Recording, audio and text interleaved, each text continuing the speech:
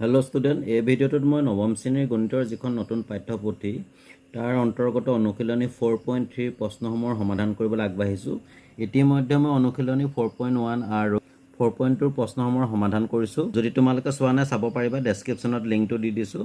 তো তেতিয়াহ'লে আহা এইটো ভিডিঅ'ত অনুশীলনী 4.3 1 নম্বৰ প্ৰশ্নখিনি প্ৰথমতে সমাধান কৰোঁ।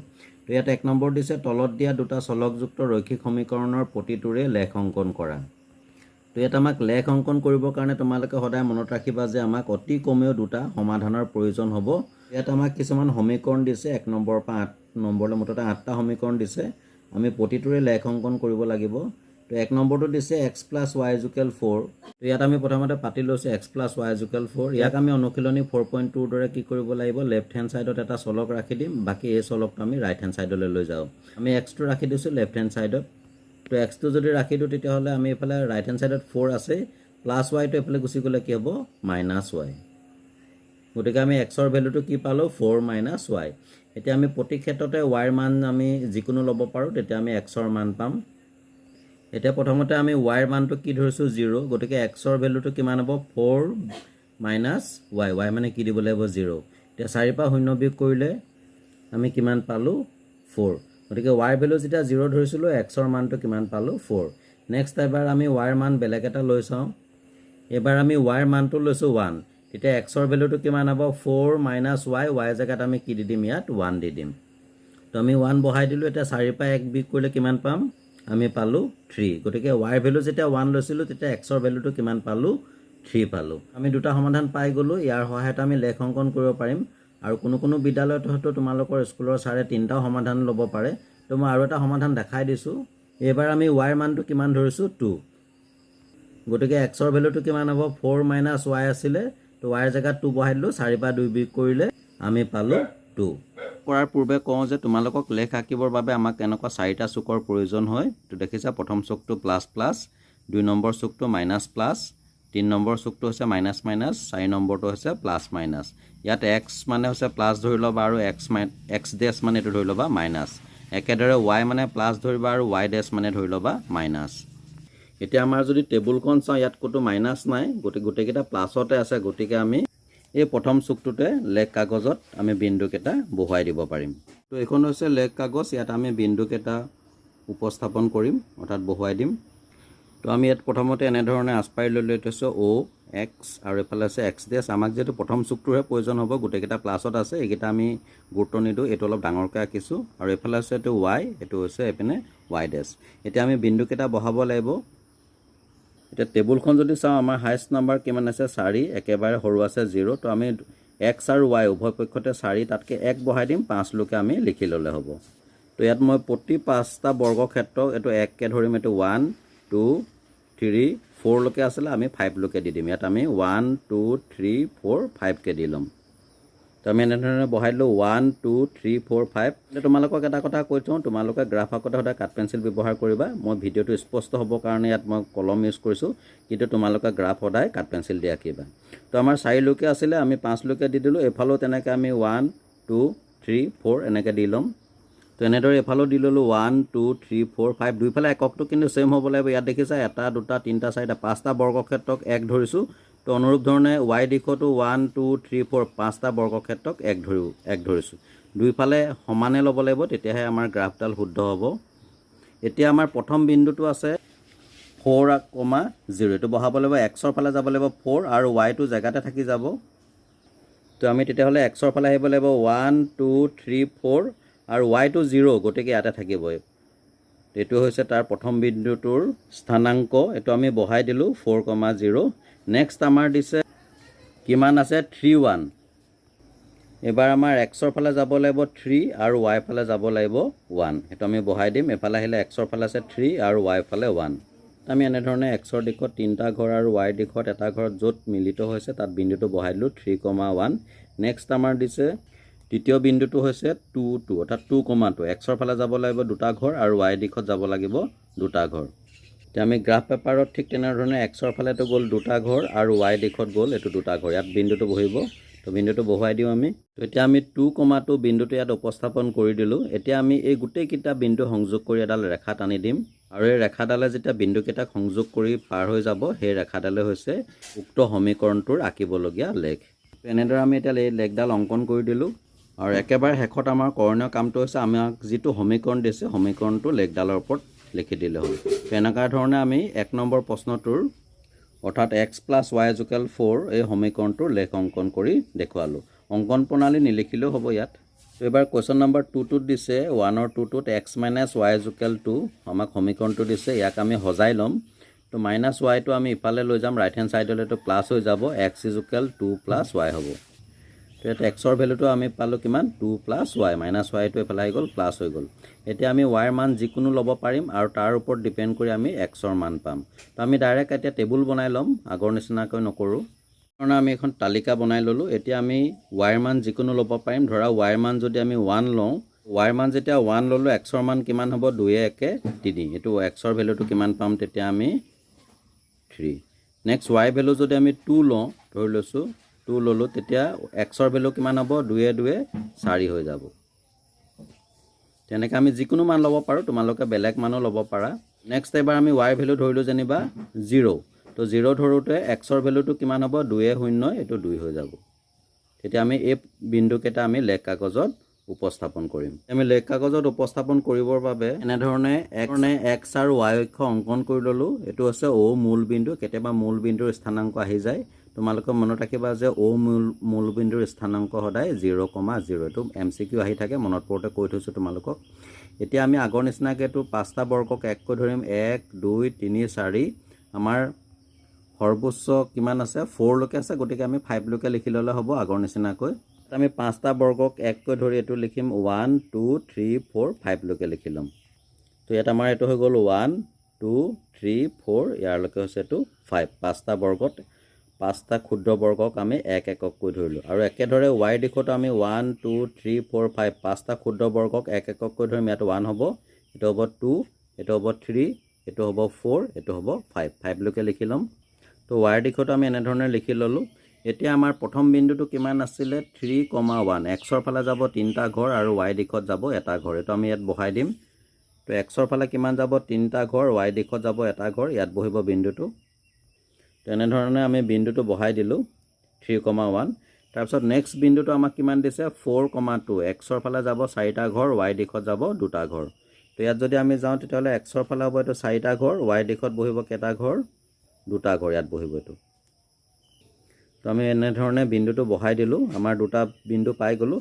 আৰু এটা বিন্দু দিছিলোঁ, তোমালোকে ইচ্ছা কৰিলে 2টা বিন্দু দিও লেখ আঁকিব পাৰা। এইটো আছিলে কিমান 2,0। তো xৰ ফালে যাব 2টা ঘৰ আৰু y ফালে যাব 0। তো এই বিন্দুটো বহিব ইয়াত, xৰ ফালে 2টা ঘৰ, y ফালে 0, গতিকে এই বিন্দুটো বহিব ইয়াত। তো আমি লিখি দিম কিমান আছিলে 2,0। এতিয়া আমি এই বিন্দুকেইটাক সংযোগ কৰি এডাল ৰেখা আঁকি দিম আৰু এই ৰেখাডালে হৈছে এই সমীকৰণটোৰ অংকন কৰিবলগীয়া লেখ। এনেদৰে আমি এডাল ৰেখা অংকন কৰি দিলোঁ বিন্দুকেইটা সংযোগ কৰি। এতিয়া আমি সমীকৰণটো ইয়াত লিখি দিম। আৰু এইখিনিতে তোমালোকক এটা কথা কৈ থওঁ যে যেতিয়া আমি এনেধৰণে বিন্দুবোৰ বহুৱাম সদায় এডাল সৰলৰেখা পাব লাগিব। তোমালোকে যদি এটা বিন্দু ইয়াত পা এটা ইয়াত হয়, যদি সংযোগ নহয় তেতিয়া জানিবা যে তোমালোকৰ x y মান উলিয়াওঁতে কিবা এটা ভুল হৈছে। এতিয়া এই ৰেখাডালৰ ওপৰত আমাৰ যিটো সমীকৰণ দিছিলে সমীকৰণটো লিখি দিম। সমীকৰণটো আছিলে x - y = 2। তো এইটো হৈছে আমাৰ কুৱেশ্যন নম্বৰ 2টোৰ এনচাৰ। আমি এনেধৰণে এটা লেখ অংকন কৰি দেখুৱালোঁ। এবাৰ 1ৰ 3 নম্বৰটোত আমাক সমীকৰণটো দিছে y = 3x, যাৰ আমি এডাল লেখ অংকন কৰিব লাগে। তো ইয়াত আমি xৰ যিকোনো মান ল'ব পাৰিম, 3ৰ লগত সেই মানটো পূৰণ কৰি দিলে yৰ মানটো পাই যাম। গতিকে আমি ডাইৰেক্ট এখন টেবুল বনাই লওঁ, এখন তালিকা প্ৰস্তুত কৰি লওঁ। তো এনেধৰণে আমি x আৰু y লৈ এখন টেবুল বনাই ল'লোঁ। এতিয়া xৰ ভেলু যদি আমি 0 ধৰোঁ, তো xৰ ভেলু আমি ধৰি ল'লোঁ যেনিবা 0, তেতিয়া y ৰ ভেলুটো হ'ব 3ৰ লগত 0 পূৰণ কৰিলে কি হৈ যাব 0। নেক্সট xৰ ভেলু যদি আমি 1 লওঁ, তেতিয়া y ৰ ভেলুটো হ'ব 3 গুণ কিমান হৈ যাব 3। নেক্সট xৰ ভেলু যদি আমি 2 লৈ ল'লোঁ, তেতিয়াহ'লে y ৰ ভেলুটো হ'ব কিমান 3 2 গুণ 6। কিন্তু মনত ৰাখিবা যে 3 আৰু xটো কি হৈ আছে সদায় পূৰণ হৈ আছে। তো আমি xৰ ভেলু পালোঁ যেতিয়া 0 লৈছিলোঁ, y ভেলু পালোঁ 0। xৰ মান 1 লওঁতে y ৰ মান পালোঁ 3। আৰু ঠিক একেদৰে xৰ মান 2 লওঁতে y ৰ ভেলু পালোঁ কিমান 6। এই বিন্দুকেইটা আমি এটা লেখ কাগজত উপস্থাপন কৰিম। তো আমি ইয়াত OX আৰু OY ৰেখা অংকন কৰি ল'লোঁ।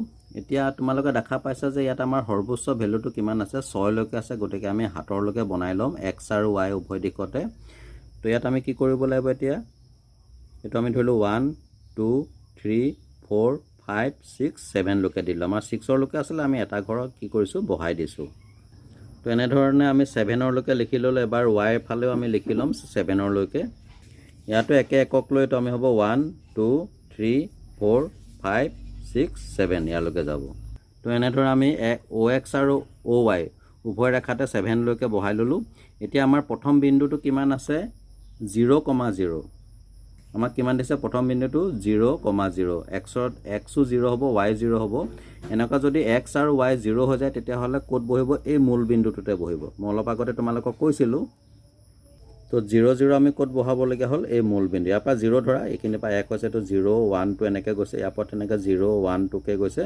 গতিকে 0 0 আমি মূল বিন্দুত বহাব লাগিব নেক্সট আমাক দ্বিতীয় বিন্দুটো কিমান পাইছিল আমি 1,3 x ৰ ফালে এটা ঘৰ আৰু y ৰ ফালে তিনিটা ঘৰ তো x ৰ ফালে আমি এটা ঘৰ যাব লাগিব আৰু y ফালে কেটা ঘৰ যাব লাগিব ইয়াত তিনটা ঘৰ ইয়ালৈকে পাবগৈ তো আমি দ্বিতীয় বিন্দুটো বহাই দিলো এনে ধৰণে 1,3 x ৰ ফালে এটা ঘৰ y ফালে তিনটা ঘৰ নেক্সট অন্তিম বিন্দুটো যেটো কিমান আছে 2,6 x ৰ ফালে যাব দুটা ঘৰ আৰু y ফালে যাব কেটা ঘৰ ছটা ঘৰ তো হেতু যদি আমি বহাবলৈ যাও এটো x ৰ ফালে দুটা ঘৰ হৈ গল আৰু y ফালে কেটা ঘৰ ইয়াত পৰিব 6 ইয়াত পৰিবগৈ তো বিন্দুটো আমি এনে ধৰণে বহাই দিলো এতিয়া এই বিন্দু কেটা সংযোগ কৰি এডাল আমি ৰেখা অঙ্কন কৰিব লাগিব তো এনে ধৰণে আমি এডাল ৰেখা অঙ্কন কৰি ললো আৰু এনে ধৰণে ৰেখা অঙ্কন কৰিবলৈ যাওঁতে সদায় এডাল আমি সৰলৰেখা পাব লাগিব বিন্দু কেটাৰ মাজেদি যাব লাগিব মই পুনৰবাৰ কৈছো যদি তোমালোকৰ বিন্দু কেটাৰ মাজেদি গুটেকিটা বিন্দুৰ মাজেদি ৰেখাডাল না যায় তেতিয়া হলে মনত ৰাখিবা যে তোমালোকৰ যেটো x আৰু y মান নিৰ্ণয় কৰোতে কিবা এটা ভুল হৈছে আৰু যিয়ে নহওক এতিয়া ইয়াত আমি সমীকৰণটো লিখি দিম আমাৰ সমীকৰণটো কি আছিল y 3x এতিয়া আমি ৰেখাডালৰ ওপৰত লিখি দিম তো লিখি দিলো আৰু এতিয়া এই ৰেখাডালে হৈছে আমাৰ y 3x সমীকৰণটোৰ আঁকিবলগীয়া লেখ তো এটো হৈছে ইয়াৰ এনসাৰ এবাৰ 1 ৰ 4 নম্বৰটো যে 3 2x + y ইয়াত তোমালোকে দেখা পাইছা যে x আৰু y দুটা চলকে ৰাইট হ্যান্ড সাইডত আছে আৰু লেফট হ্যান্ড সাইডত যেটো কনস্ট্যান্টটো আছে আমি কি কৰিম এই y টো এটা সাইডত ৰাখি দিম আৰু 2x টো আমি এফালে লৈ আনিম প্ৰথমতে ইয়াক আমি হজাই লওঁ ইয়াক আমি উল্টাই দিলো 3 2x + y আছিল তাৰ বদলি লিখিলো 2x + y 3 তাৰপিছত আমি y টো এফালে ৰাখি দিম লেফট হ্যান্ড সাইডত 2x টো আমি এফালে লৈ যাম তো y টো লেফট হ্যান্ড সাইডত ৰাখি দিলো এতিয়া 3 টো আছে 2x ৰ আগত একো চিন নাথাকিলে প্লাস ধৰিম আমি হিফালে গুছি গলে কি হ'ব তো -2x তেতিয়া আমি y ৰ মানটো কিমান পালো y 3 - 2x এতিয়া x ৰ আমি যিকোনো মান লব পাৰিম তাৰ পৰিপ্ৰেক্ষিতত আমি y ৰ মান নিৰ্ণয় কৰিব পাৰিম এনে ধৰণে আমি টেবুলখন বনাই ললো তালিকাখন এতিয়া x ৰ ভ্যালু যদি আমি 1 লওঁ তেতিয়া হলে y ৰ ভ্যালুটো কিমান পাম 2 * 2 3 ৰ পৰা 2 বিয়োগ কৰিলে কিমান পাম 1 গতিকে x ৰ ভ্যালু যদি 1 লওঁ y ৰ ভ্যালু কিমান পাম 1 তোমালোকৰ প্ৰবলেম হলে সাইডত এনেকে ৰাফকে বনাই উলিয়াই লব পাৰিবা মানবিলাক ইয়াত মই যেনে ধৰণে বনাই দেখাইছো ইয়াত x ৰ ভ্যালুটো ললো 1 x ৰ জায়গাত 1 বহাই দিলো তো 3 বিয়োগ 2 গুণ কিমান হৈ গল 2 আৰু 3 ৰ পৰা 2 বিয়োগ কৰি 1 পালো গতিকে y ৰ ভ্যালু কিমান পালো 1 তো এনেকা ধৰণে তোমালোকৰ প্ৰবলেম হলে ৰাফকে সাইডত বনাই লবা তো এনিৱে আমি যেটা x ৰ ভ্যালু 1 লৈছিলো y ৰ ভ্যালুটো কিমান পালো আমি 1 এবাৰ x ৰ ভ্যালুটো আমি 2 লৈ চাও তো আমি এনে ধৰণে যেটা x ৰ মান 2 ধৰিলো তেতিয়া কিমান পালো 2 * 2 = 4 হৈ গল আৰু 3 ৰ পৰা যদি -4 বিয়োগ কৰিবলৈ তেতিয়া আমি কিমান পাম -1 ইয়াত আমি বহাই দিও x ৰ ভ্যালু ধৰিছিলো 2 আৰু y ৰ ভ্যালু তেতিয়া কিমান পালো -1 নেক্সট এবাৰ x ৰ ভ্যালু আমি 3 ধৰি চাও তো আমি x ৰ জায়গাত কি বহাই দিলো 3 বহাই দিলো এতিয়াটো কিমান হ'ব তো 3 আছিল আৰু 2 3 গুণ কিমান হৈ গল 6 হৈ গল এতিয়া -6 ৰ পৰা 3 গলে কিমান পাম এটো -3 তো ইয়াত আমি কিমান পালো -3 তো দেখা গল যে x ৰ ভ্যালু যেটা আমি 3 লৈছিলো তেতিয়া y ৰ ভ্যালুটো কিমান পালো -3 এতিয়া আমি এই বিন্দু কেটা লেখ কাগজত বহুৱাব লাগিব এবাৰ কিন্তু আমাৰ এটা প্ৰবলেম হ'ল ইয়াত y ৰ ভ্যালু কিছুমান -1 মাইনাসত আছে দেখিছা এটো আগতে গুটেখিনি প্লাসতে আছিল এবাৰ y ৰ ভ্যালু কিমান আছিল -1 পাইছো -3 পাইছো তো আমি কি কৰিব লাগিব ইয়াত লেখ কাগজৰে চতুৰ্থ চুকটোত y টো মাইনাস আছে মই আগতে কৈছিলো তোমালোকক গটিকে ইয়াত আমাৰ y ৰ মান যেটো -3 লৈকে আছে গটিকে আমি এই লেখডাল অলপ দীঘল কৰিব লাগিব ইয়ালৈকে এটো পোৱাব লাগিব আমি y ডেশডাল অলপ দীঘলকৈ আঁকি ললো এতিয়া আমি মানবিলাক বহাই দিম আগৰ নিচিনাকৈ পাঁচটা ক্ষুদ্ৰ বৰ্গক এক এককৈ ধৰি তো এনে ধৰণে আমি 4 লৈকে বহাই ললো কিন্তু এবাৰ যেটো y টোত আমাৰ মাইনাস আছে গটিকে আমি এবাৰ এই তলফালেও লিখি লব লাগিব ইয়াত ধৰবা এটো 1 এইটো -1 -2 -3 ইয়ালৈকে পাবহি তো এনেধৰণে আমি -1 -2 -3 বহাই ল'লোঁ এতিয়া আমি বিন্দুকেইটা লেখ কাগজত বহাই দিম এতিয়া আমাৰ প্ৰথম বিন্দুটো আছিলে 1, 1 1 আৰু 1 তো আমি বহাই দিম তো xৰ ফালে যাব 1 আৰু y ফালে যাব 1 ইয়াত বহিব বিন্দুটো তো এনেধৰণে বিন্দুটো আমি বহাই দিলোঁ নেক্সট বিন্দুটো আছে কিমান আমাৰ 2 আৰু -1 xৰ ফালে যাব দুটা ঘৰ আৰু y মাইনাছৰ ফালে যাব কিমান এটা ঘৰ তো xৰ ফালে আমাৰ যা গ'ল দুটা ঘৰ আৰু y মাইনাছ এইটো হ'ব এইটো দেখা পাইছে তোমালোকে -1 তো ইয়াত বহিব এইটো xৰ ফালে দুটা ঘৰ আৰু এইফালে আহিব কিমান -1 ইয়াত বহিব তো এনেধৰণে আমি বিন্দুটো বহাইলোঁ 2, -1 এবাৰ তৃতীয় বিন্দুটো কিমান আছে 3 আৰু -3 3, -3 তো xৰ ফালে আমাৰ যাব তিনিটা ঘৰ আৰু এইফালে -3টো ক'ত বহিব আহি ইয়াত বহিব এইটো -3 তো বিন্দুটো আমি এনেধৰণে বহাই দিলোঁ এইটো xৰ ফালে 3 আৰু এইটো আছে -3 ইয়াত বহাইলোঁ 3, -3 এতিয়া এই গোটেই বিন্দুকেইটা সংযোগ কৰি এডাল আমি লেখ আঁকি দিম এডাল ৰেখা আঁকি দিম তো এনেধৰণে বিন্দুকেইটা সংযোগ কৰি এডাল আমি সৰলৰেখা আঁকি দিলোঁ আৰু এই ৰেখাডালে হৈছে আমাৰ যিটো আমাক প্ৰশ্নটোত দিছিলে 3 = 2x + y সমীকৰণটোৰ অংকন কৰিবলগীয়া লেখ আৰু এই সমীকৰণটো আমি এতিয়া এই লেখডালৰ ওপৰত লিখি দিম তো আমি এনেধৰণে লিখি দিলোঁ 3 = 2x + y এইটো হৈছে 1ৰ 4 নম্বৰটোৰ অংকন কৰিবলগীয়া লেখ অৰ্থাৎ এনসাৰ এবাৰ 1ৰ 5 নম্বৰটোত আমাক সমীকৰণটো দিছে 2x + 3y = 6 ইয়াক আমি প্ৰথমতে সমীকৰণটো সজাই ল'ব লাগিব আমি 2x টো লেফ্ট হেণ্ড সাইডত ৰাখি দিওঁ এইটো কি হৈ গ'ল 6 + 3y টো এফালে গুচি গ'লে -3y হৈ গ'ল এতিয়া আমি xৰ মানহে লাগে কিন্তু ইয়াত 2টো পূৰণ হৈ আছে গতিকে 2টো আমি ৰাইট হেণ্ড সাইডলৈ যাম এইটো হৰণ হৈ যাব অৰ্থাৎ ইহঁতৰ গৈ তলত বহিব তো আমি ইয়াত xৰ মানটো কিমান পালোঁ 6 - 3y / 2 এতিয়া আমি y ৰ যিকোনো মান লৈ xৰ মান নিৰ্ণয় কৰিব পাৰিম প্ৰথমতে আমি টেবুলখন বনাই লওঁ তো এনেকুৱা ধৰণে টেবুলখন বনাই ল'লোঁ এতিয়া আমি y ৰ যিকোনো মান ল'ব পাৰিম কিন্তু তোমালোকে এটা কথা মনত ৰাখিবা তলত যেটো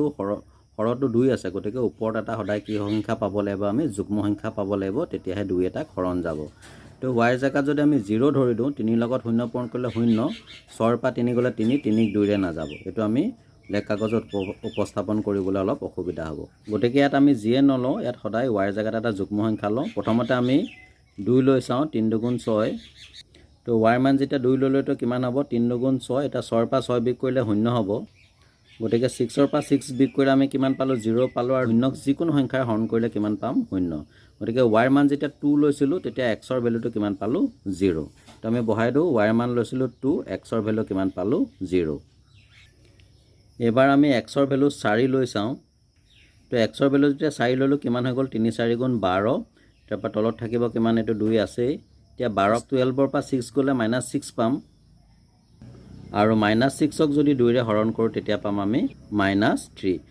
গতিকে y ৰ ভ্যালু যেতিয়া আমি 4 লৈছিলোঁ x ৰ ভ্যালুটো কিমান পালোঁ -3 তো আমি ইয়াত y ৰ ভ্যালু লৈছিলোঁ 4 আৰু x ৰ ভ্যালু কিমান পালোঁ -3 এবাৰ আমি y ৰ ভ্যালু আন এটা যুগ্ম সংখ্যা লৈ লওঁ 4 পিছত নেক্সট যুগ্ম সংখ্যা কি হ'ব 6 হ'ব 6 ধৰি চাওঁ তো যেতিয়া আমি 6 ধৰিলোঁ তেতিয়া এইটো কিমান হৈ গ'ল 3 × 6 = 18 এতিয়া 18ৰ পৰা 6 বিয়োগ কৰিলে -18ৰ পৰা 6 গুচি গ'লে কিমান পাম আমি -12 আৰু -12ক যদি 2 ৰে হৰণ কৰোঁ কিমান পালোঁ -6 তো যেতিয়া আমি y ৰ ভ্যালু লৈছিলোঁ 6 আৰু x ৰ ভ্যালু কিমান পালোঁ আমি -6 এটো ইয়াত বহাই দিলোঁ এতিয়া এই বিন্দুকেইটা আমি লেখ কাগজত বহুৱাব লাগিব যদি আমি টেবুলখন ভালকৈ চাওঁ দেখা পাইছে যে x ৰ মান কিছুমান আমি মাইনাছত পাইছোঁ তো -6 -3 আছে গতিকে আমি এই সাইডটোৰ ওপৰত এবাৰ আমি গুৰুত্ব দিব লাগিব এডাল হৈছে x ডেছ অৰ্থাৎ x মাইনাছৰ মানবিলাক আমি ইয়াত বহাব লাগিব তো এনেকুৱা ধৰণে লেখ কাগজত আমি বনাই ল'লোঁ এফালে আছে -1 -2 আৰু ঠিক এনেকুৱা ধৰণে এইটো y ফালে 1 2 3 4 5 6 লৈকে দিছোঁ তো এতিয়া আমি বিন্দুকেইটা এইটো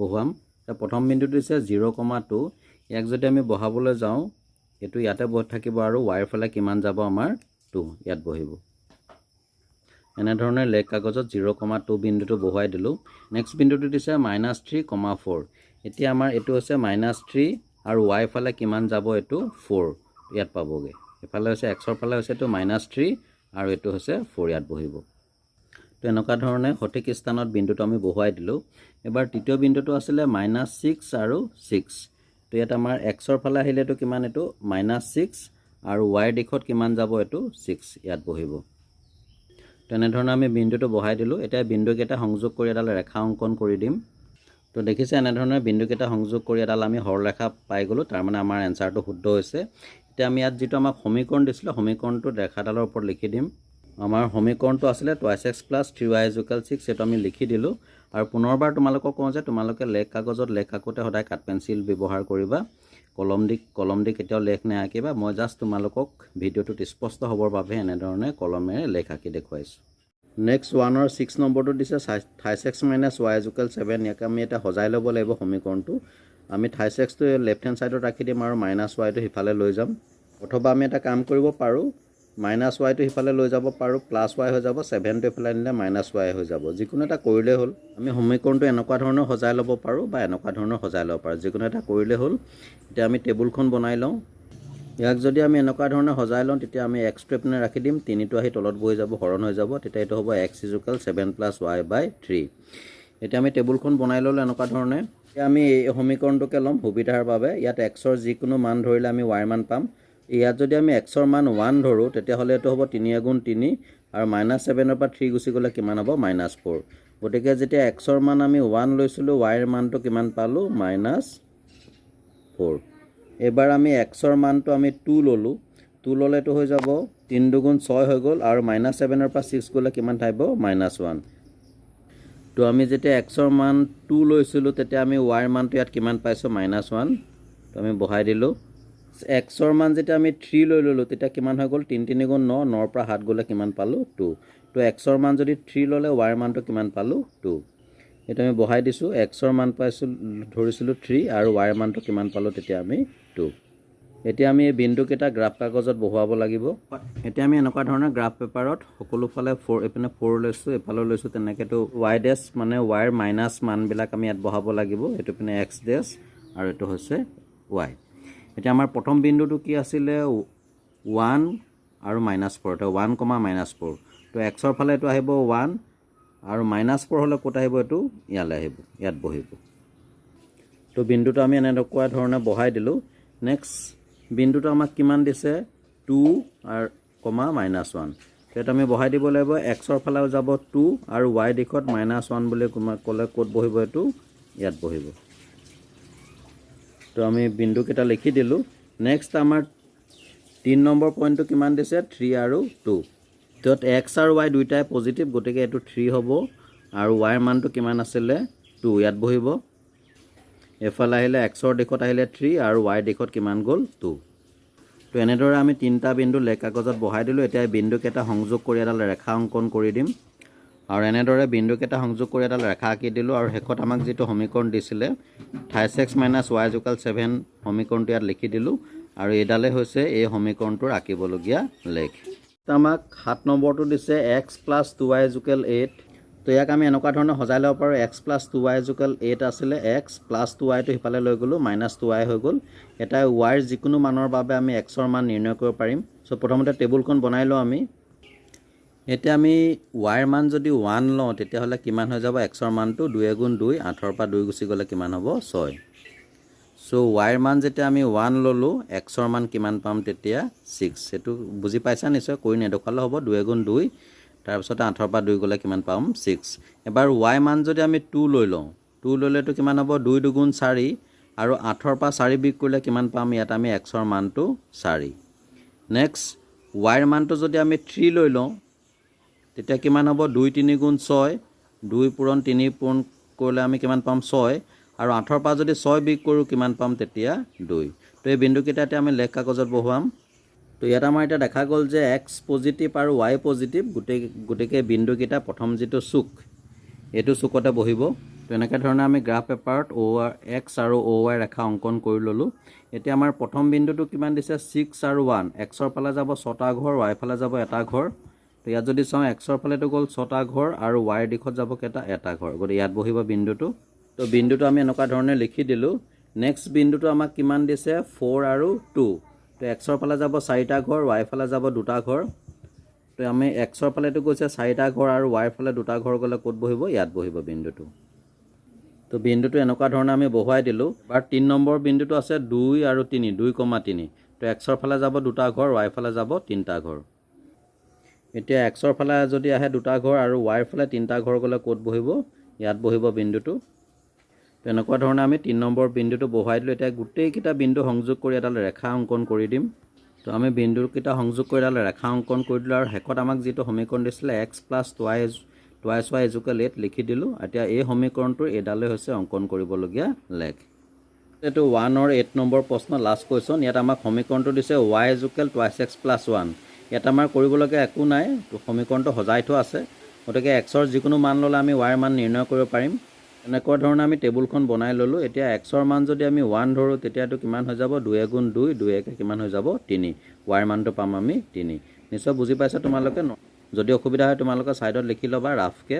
তো xৰ মান যেতিয়া আমি 1 ল'লোঁ তেতিয়া y ৰ মানটো কিমান হ'ব, ইয়াত 2 × 2 এইটো পূৰণ হৈ আছে, xৰ লগত 2 2 × 2 2 আৰু তাৰ লগত 1 প্লাছ কৰিলে আমি y ৰ মানটো কিমান পাম আমি 3। নেক্সট xৰ মানটো যদি আমি 2 লৈ লওঁ তেতিয়া কিমান পাম, এইটো 2 2 × 4 4 একে কিমান হ'ব y ৰ মান 5। এবাৰ xৰ মান যদি আমি 3 লৈ লওঁ তেতিয়াহ'লে 2 3 × 6 6 একে কিমান হৈ যাব y ৰ মানটো হ'ব 7। তোমালোকে বেলেগ মানো ল'ব পাৰা, একো নাই। মুঠতে আমি যিকেইটা বিন্দু পাম এই বিন্দুকেইটা লেখ কাগজত আমি বহুৱাই দেখালে হ'ল। এতিয়া পুনৰ আমাৰ x আৰু y সব পজিটিভ ওলালে, গতিকে আমি প্ৰথম চুকটোতে বহুৱাই দিলে হ'ল। ইয়াত তোমালোকে দেখা পাইছা y ৰ মান 7 পৰ্যন্ত পাইছে, গতিকে ইয়াত আমি y ৰ মানটো 8লৈকে দি থৈছোঁ আৰু xৰ মান 3 আছে, গতিকে আমি বেছি নিদিলেও হ'ব, 4লৈকে দি থ'লেও হ'ব। এনিৱে এতিয়া প্ৰথম বিন্দুটো দিছে 1 আৰু 3, এইটো আমি বহাই দিম। xৰ ফালে আহিলে 1 আৰু y ৰ ফালে গ'ল কিমান 3, ইয়াত বহিব। তো বিন্দুটো বহুৱাই দিলোঁ আমি 1 3 লিখি দিলোঁ। নেক্সট দ্বিতীয়টো আছে 2 আৰু 5 2,5। তো ইয়াত xৰ ফালে আহিব 2টা ঘৰ আৰু y দিশত যাব 5টা ঘৰ, গতিকে ইয়াত বহিব বিন্দুটো। তো বিন্দুটো এনেকুৱা ধৰণে বহাই দিলোঁ। আৰু আমাক 3 নম্বৰ বিন্দুটো দিছে 3 7। তো ইয়াত আমাৰ xৰ ফালে আহিব 3টা ঘৰ, y দিশত যাব 7টা ঘৰ, তেতিয়াহ'লে ইয়াত বহিব বিন্দুটো। বিন্দুকেইটা সংযোগ কৰি এডাল আমি ৰেখা অংকন কৰি দিম। এনেকুৱা ধৰণে বিন্দুকেইটা সংযোগ কৰি ৰেখাডাল অংকন কৰি দিলোঁ আৰু শেষত আমাক যিটো সমীকৰণ দিছিলে y = 2x + 1 এইটো লিখি দিলোঁ। আৰু এই ৰেখাডালে হৈছে এই সমীকৰণটোৰ অংকন কৰিবলগীয়া লেখ। আৰু তোমালোকৰ কোনো স্কুলত হয়তো ইয়াৰ অংকন প্ৰণালী লিখিবলৈ আহিব পাৰে। যদি হয় তোমালোকে কমেণ্ট ছেকশ্যনত জনাই দিবা, মই কমেণ্টতে খুব ধুনীয়াকৈ এটা অংকন প্ৰণালী লিখি দিম। তো ডিয়াৰ ষ্টুডেণ্ট, এয়া আছিল ক্লাছ 9ৰ যিখন গণিতৰ নতুন পাঠ্যপুথি তাৰ পৰা।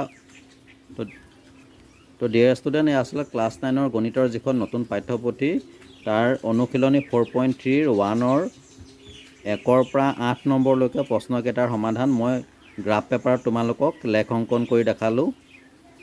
যদি ভিডিঅ'টো ভাল লাগিলে লাইক এটা কৰি শ্বেয়াৰ কৰি দিবা। আৰু ইয়াৰ পিছৰ ভিডিঅ'ত মই 2 3 নম্বৰৰ শেষৰলৈকে মই গোটেই প্ৰশ্নকেইটাৰ সমাধান আগবঢ়াম। তো চাই থাকিবা RB লাৰ্ণ কাম এণ্টাৰটেইনমেণ্ট। আন এটা ভিডিঅ'ত পুনৰ লগ পাম। আজিলৈ আহোঁ, ধন্যবাদ।